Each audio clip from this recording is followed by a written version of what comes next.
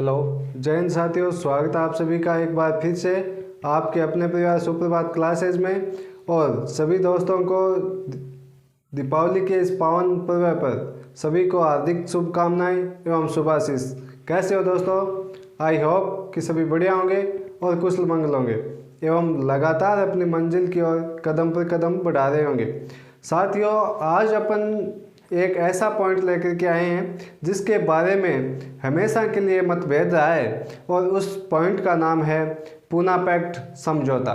Poona pact समझौते के बारे में जब भी बात चले तो इससे संबंधित कुछ नेगेटिव थॉट्स भी दिमाग के अंदर आते हैं, तो उसके अलावा कुछ पॉजिटिव थॉट्स भी दिमाग के अंदर आते हैं। ठीक है ना दोस्तों?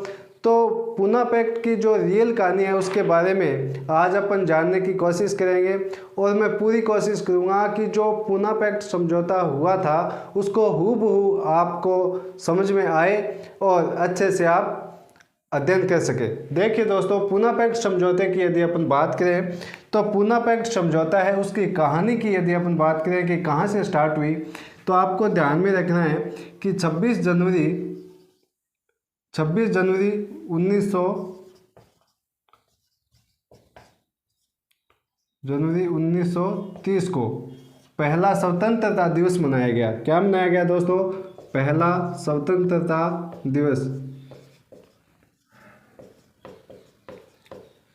पहला स्वतंत्रता दिवस मनाया गया। ठीक है ना?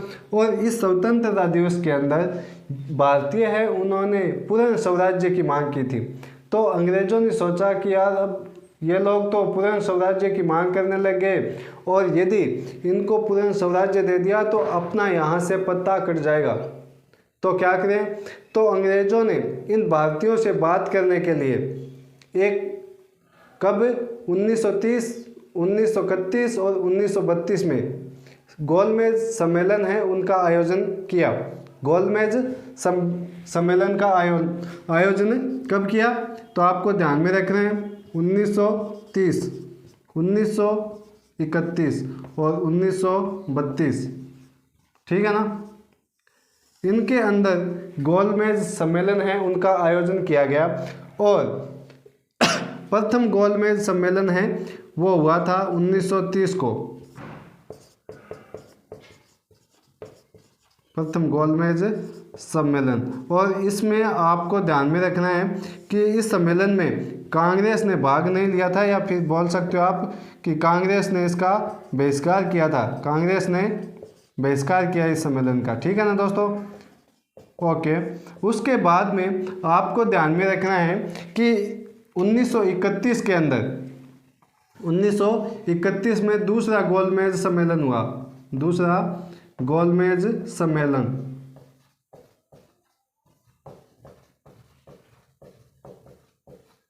ठीक है ना? इसमें जो दूसरा गोलमेज सम्मेलन है इसमें कांग्रेस की ओर से कौन? महात्मा गांधी ने इस सम्मेलन में भाग लिया था। गोलमेज सम्मेलन में किसकी ओर से? जो कांग्रेस है उसकी ओर से। ठीक है ना दोस्तों?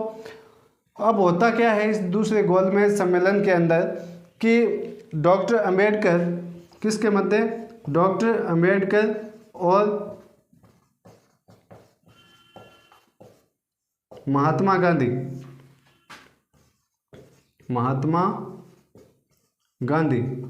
गांधी के बीच में मतभेद हो जाता है। डॉक्टर अंबेडकर और महात्मा गांधी के बीच में मतभेद हो जाता है कुछ विचारों को लेकर के, उनकी भी अपन चर्चा करेंगे। और महात्मा गांधी है वो इस गोलमेज सम्मेलन को बीच में छोड़कर ही वापस भारत लौट आए। ये गोलमेज सम्मेलन हो कहाँ रहा था? तो ये लंदन में हो रहे थे। ठीक है ना? गोलमेज सम्मेलन कहाँ हो रहे थे? लंदन में। महात्मा गांधी है वो इस गोलमेज सम्मेलन को बीच में छोड़ के लंदन से कहाँ चले आएंगे? भारत में आ गए। भारत में आने के बाद जो बॉम्बे बंदरगाह है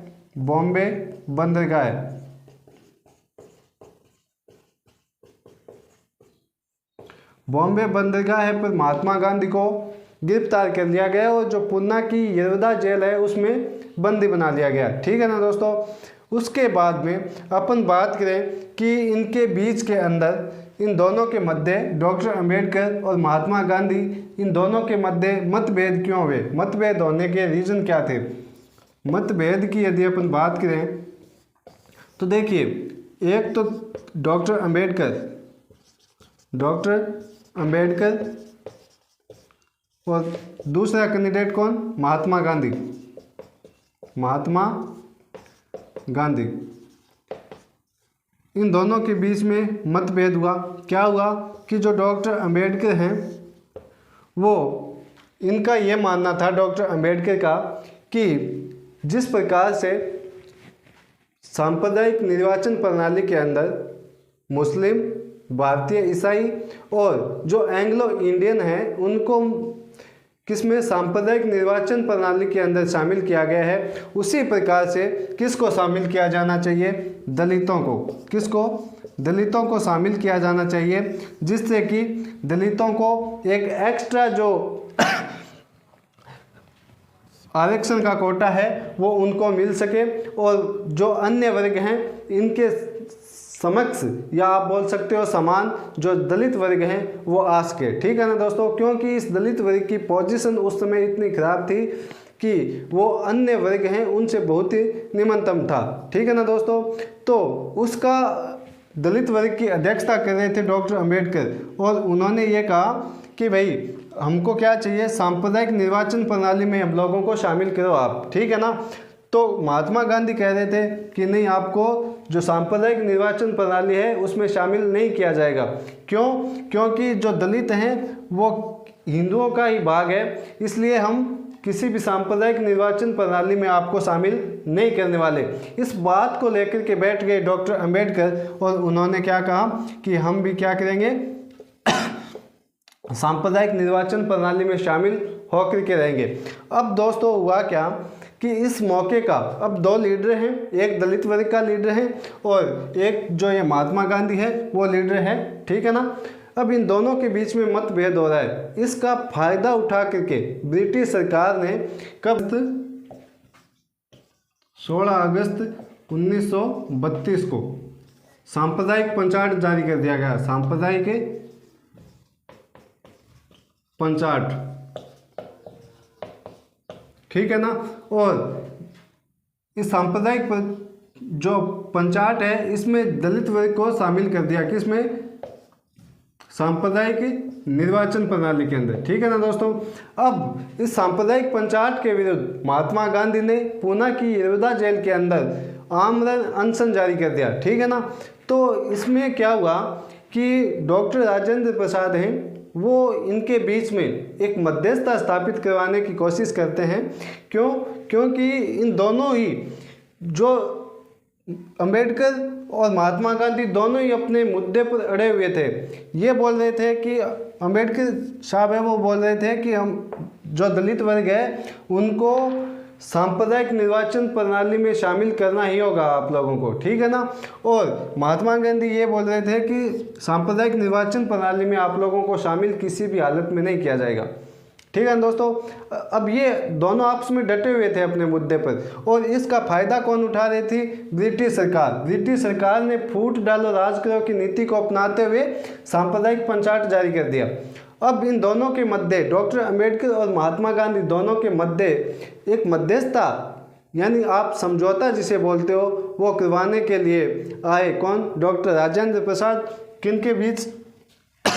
इन दोनों के बीच, डॉक्टर अंबेडकर और महात्मा गांधी के बीच आप बोल सकते हो मध्यस्थता या फिर समझौता।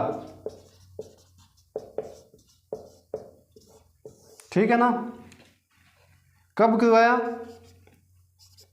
24 सितंबर को, 24 सितंबर 1932 को। ठीक है ना दोस्तों, 24 सितंबर 1932 को समझौता करवाया, जिसका नाम क्या रखा गया? पूना पैक्ट समझौता। पूना पैक्ट समझौता। और पूना पैक्ट समझौते में इसके इन दोनों के मध्य समझौता क्या हुआ कि जो डॉक्टर अंबेडकर, महात्मा गांधी हैं वो इस बात के लिए राजी हो गए कि जो दलित वर्ग हैं इनको क्या दे दिया जाएगा, आरक्षण दे दिया जाएगा। क्या दे दिया जाएगा, आरक्षण, जिससे ये अपनी उन्नति कर सकेंगे।